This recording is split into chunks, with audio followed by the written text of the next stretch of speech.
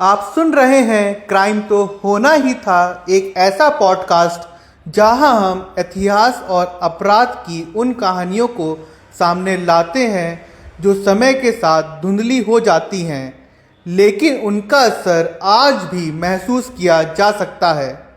आज की कहानी एक ऐसे व्यक्ति की है जो कभी राजनीति में आना ही नहीं चाहता था। एक ऐसा इंसान जिसकी जिंदगी एक साधारण पायलट की तरह चल रही थी, लेकिन हालात ने उसे भारत का प्रधानमंत्री बना दिया। ये कहानी है राजीव गांधी की।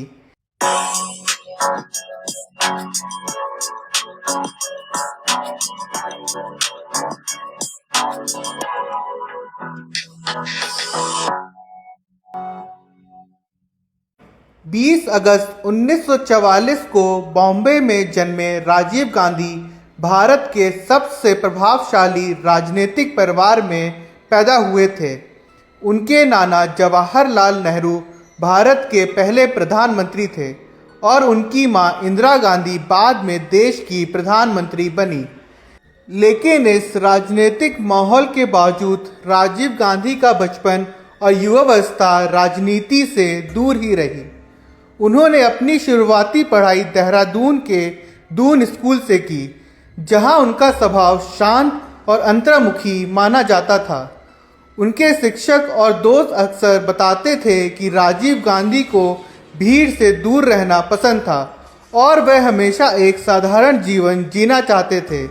इसके बाद वह इंग्लैंड गए, जहां उन्होंने कैम्ब्रिज यूनिवर्सिटी में दाखिला लिया, लेकिन अपनी पढ़ाई पूरी नहीं कर पाए। बाद में उन्होंने एम्पीरियल कॉलेज लंदन में भी समय बिताया, लेकिन अंततः भारत लौट आए। भारत लौटने के बाद उन्होंने इंडियन एयरलाइंस में एक पायलट के रूप में काम करना शुरू किया। उन्हें उड़ान भरना पसंद था, मशीनों के साथ काम करना पसंद था और वह पूरी तरह एक निजी जीवन जी रहे थे। उन्होंने 1968 में सोनिया गांधी से शादी की और उनकी जिंदगी समान दिशा में आगे बढ़ रही थी। लेकिन 1980 में एक ऐसा हादसा हुआ जिसने सब कुछ बदल दिया। उनके छोटे भाई संजय गांधी, जो राजनीति में सक्रिय थे और इंदिरा गांधी के उत्तराधिकारी माने जाते थे, वे विमान दुर्घटना में मारे गए। इस घटना के बाद इंदिरा गांधी के सामने एक बड़ा सवाल खड़ा हो गया, अब उनके बाद राजनीति में कौन आएगा। इंदिरा गांधी ने राजीव गांधी को राजनीति में आने के लिए मनाया। शुरुआत में राजीव गांधी इसके लिए तैयार नहीं थे। वे जानते थे कि राजनीति का मतलब सिर्फ शक्ति नहीं, बल्कि जिम्मेदारी, विवाद और खतरे भी हैं।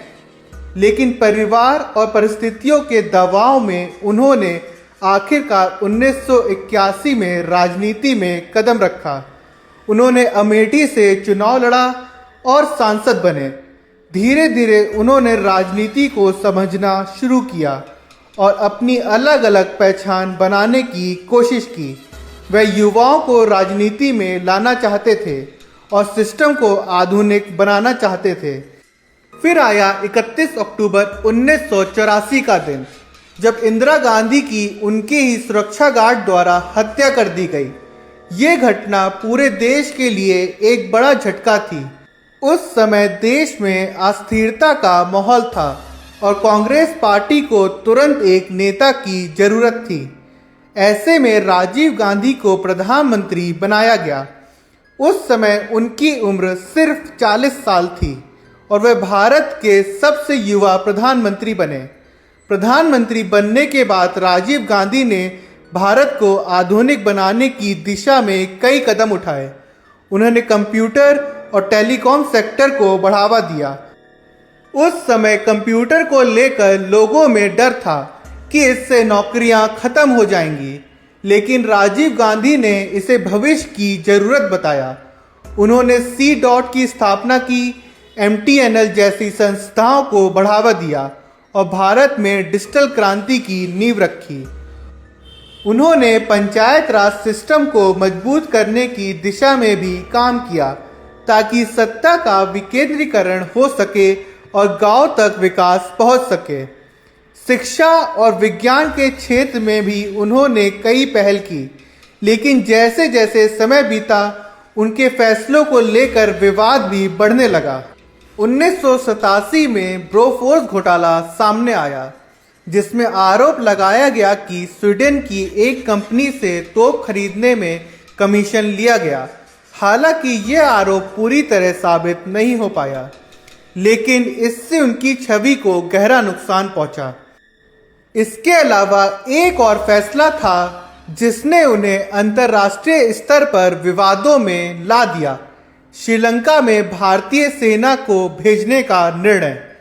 1987 में भारत और श्रीलंका के बीच एक समझौता हुआ, जिसके तहत भारतीय शांति सेना यानी IPKF को श्रीलंका भेजा गया।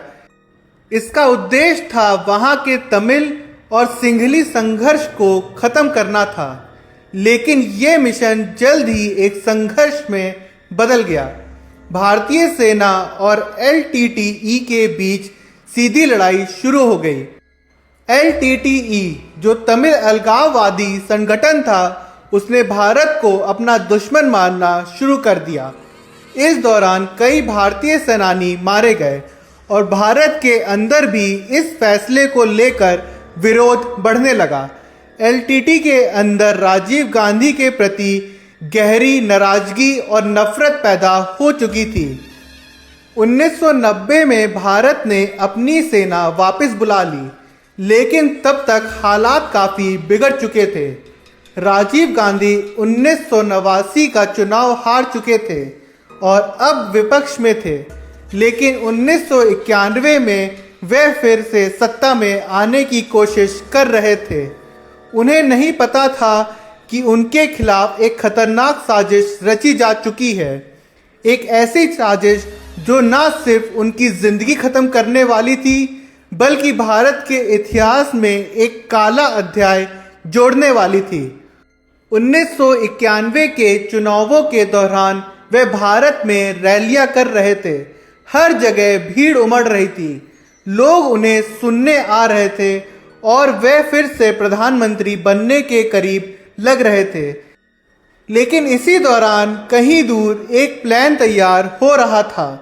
LTTE ने फैसला कर लिया था कि राजीव गांधी को जिंदा नहीं छोड़ा जाएगा। कौन थे इस साजिश के पीछे लोग? कैसे बनाई गई ये योजना? और कैसे एक आम चुनावी रैली एक भयानक हादसे में बदल गई? इन सवालों के जवाब मिलेंगे अगले एपिसोड में। तब तक के लिए सुनते रहिए पॉडकास्ट क्राइम तो होना ही था।